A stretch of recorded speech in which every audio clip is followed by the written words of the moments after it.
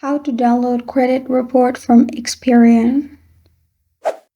Hi everyone, I'm here to assist you today. Without any delay, let's jump right in.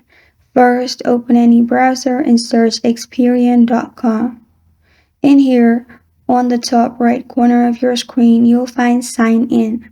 Click on Sign In. Then click on Sign into your account. After that, you will need to sign into your account. Add your username, it may be your email, then add your password. After you're signed into your account, you'll find Reports and Scores. Click on Reports and Scores. In here, click on Experian and you'll find Showing Report For. Select the date you want to show report for, then press on Print Report. After it's printed, you'll be able to download it as PDF.